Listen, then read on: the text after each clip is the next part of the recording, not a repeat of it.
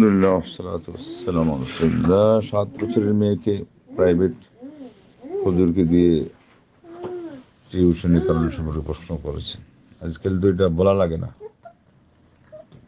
অহরহ যেগুলো শোনা যাচ্ছে এগুলোর থেকে তো শিক্ষা নেওয়া দরকার।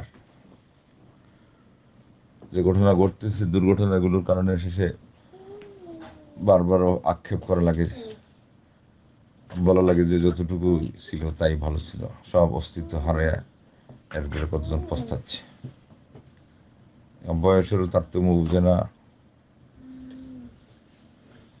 আজকাল মানুষ এমন পর্যায়ে পৌঁছে গেছে। মসজিদের ইমাম বাসার পাশের বেচারাকে ট্যাঙ্কির মধ্যে নিয়ে 6 টুকরা করে পুড়ে রেখে দিছে তার স্ত্রীর প্রতি বন্ধন দেওয়ার কারণে। এইভাবে কত কম বয়সের মেয়ে, কত বৃদ্ধা মেয়ে, এগুলোর সাথে যাদের ব্যাপারে কোনো চিন্তাই ছিল না, আজকে এগুলো হচ্ছে। এগুলো তো খবর রাখার দরকার, দুনিয়া কী হচ্ছে। অবস্থায় আরও দু একজন সংগ্রহ করে এবং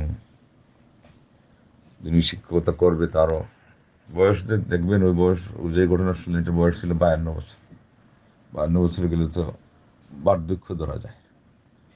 এই জন্য কোনো মাপকাঠি নেই আজকাল। এই জন্য ইসলামের যত বিধিবিধান আছে এগুলোরে যেভাবে আসছে তার চেয়ে আরও সাবধানী হয়ে নিতে হবে। ওই যে 7 বছরে আল্লাহ নবী বলছেন, নির্দেশ তো এখন তো ছেলেদের বুঝ সুঝ বেড়ে গেছে, 3-4 বছরই শুরু হয়েছে, তার মানে নির্দেশ সেখান থেকে শুরু হয়ে যাবে। পর্দাও আরও আগে চলে আসবে, 7-এর আগে চলে আসবে। ঠিক দুনিয়া যেহেতু ওই দিকে আগাইছে নোংরামির দিকে, এই জন্য সাবধান হওয়া, এদিকে আরো অ্যাডভান্স হয়ে যাবে, এগুলো বোঝা দরকার আছে।